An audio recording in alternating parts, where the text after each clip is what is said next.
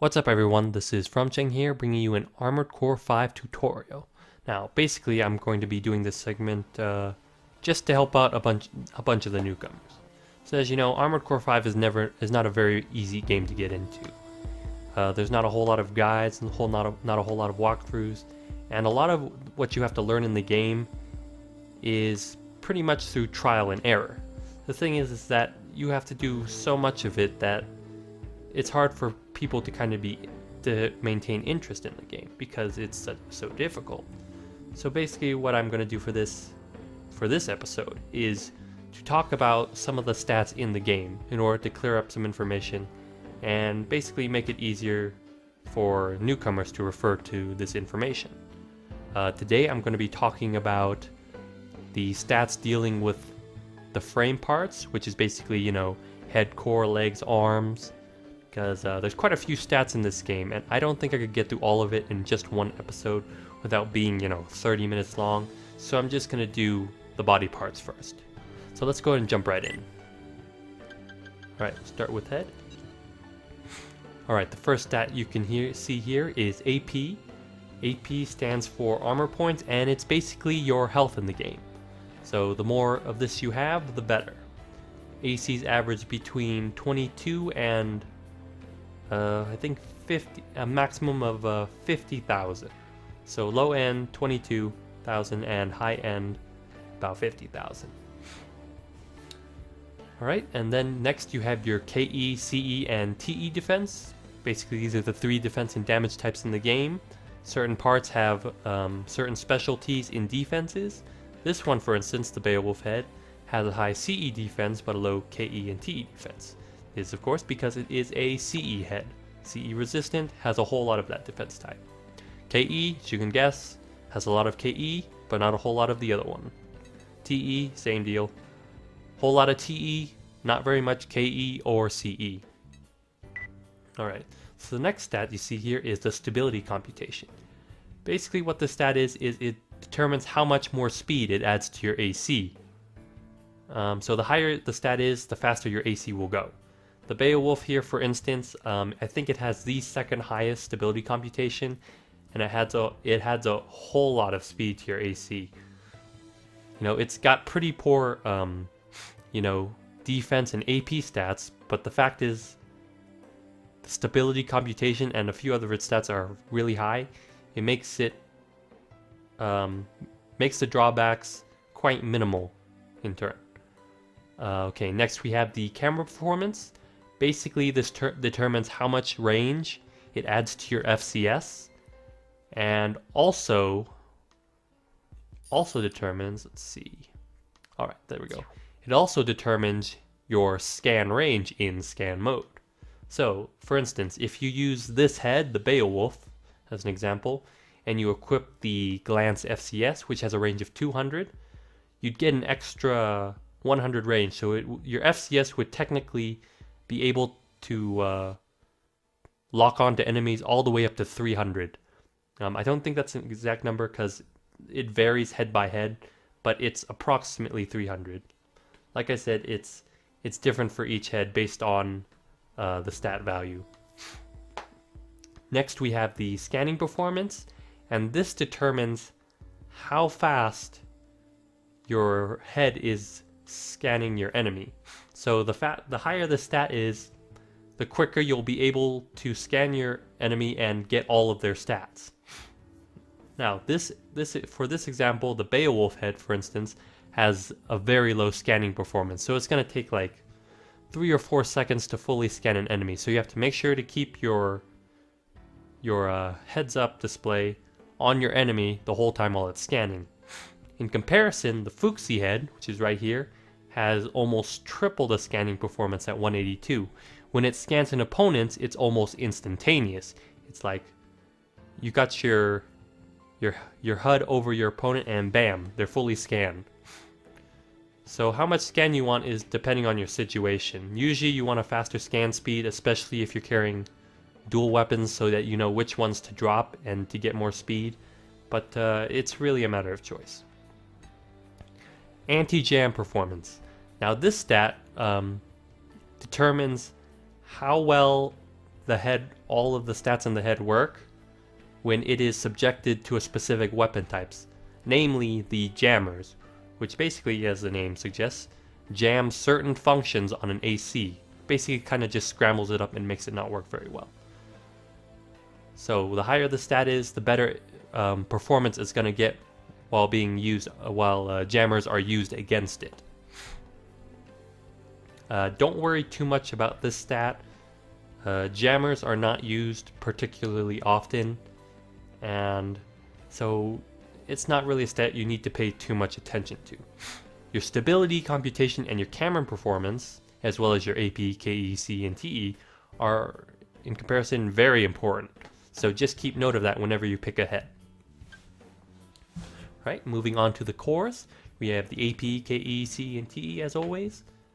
Just a quick note, the core brings a nice amount of AP and defenses with it. So if you want to stack up on a defense, usually you either go to checking one of the cores or the legs, with the legs having the highest defense in AP, of all the AC parts. So for this one, as you can see, you've got a few unique stats here. You've got thermal resistance, energy conductivity, and max recon units. Thermal resistance is basically for only when you use ultimate weapons. And what it does is that when you're using ultimate weapons, you take damage over time. Having a higher thermal resistance means you take much less damage over time. So if you're using and over weapon is the Japanese name for it.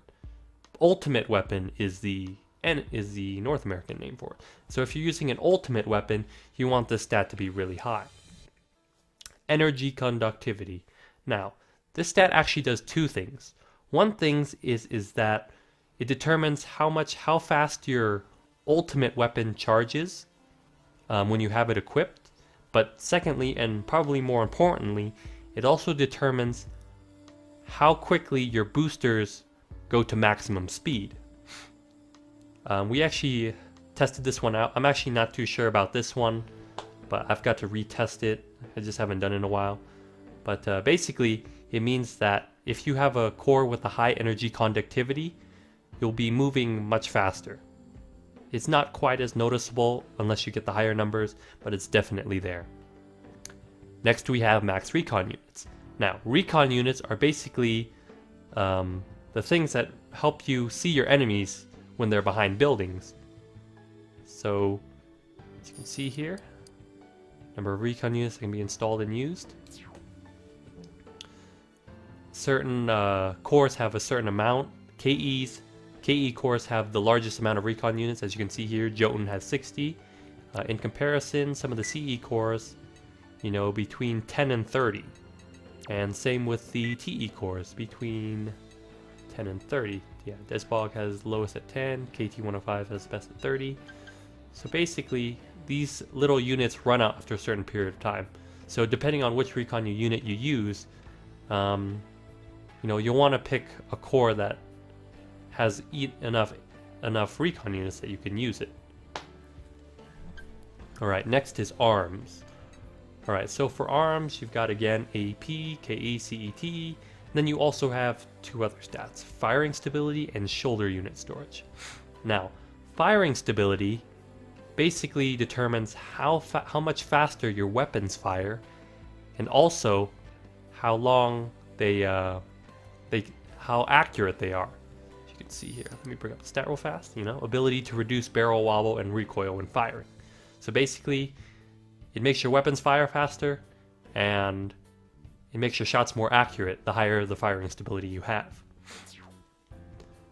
CE arms have the highest firing stability, with Sever at 199, and then some of these other stats, 193, 180. TE has the second highest.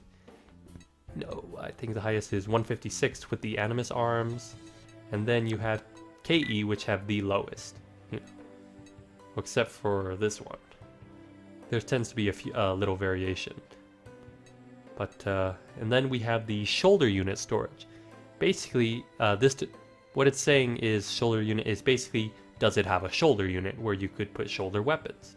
This particular arm doesn't have any, but you can have anywhere from none to 2 units. For instance, the Sign AM106 has 1 arm unit, so it's only got 1 shoulder. And then you have the UAM10 Severn, which has 2. What it means when it has 2 is that it'll fire double the weapons or double the effect of any shoulder unit you have equipped. I'll go a little bit more into that once I get to that in shoulder units, which is going to have to be for a later date. Alright, and last we have the legs. And again, we have the same 4 stats. And then as you can see, we have a bunch more stats here. Loading capacity basically determines how much weight your AC can hold. Movement control. This determines how fast your AC is. Let's see. Control related to AC movement. The higher the value, the greater the speed of walking and boost. Simple as that. So the higher the stat is, the faster your AC will be. And then attitude control. Now this stat, I should point out, is actually a mistranslation. It should be stability, I believe. It should be the correct translation. But basically, as you can see here, it's control related to AC balance.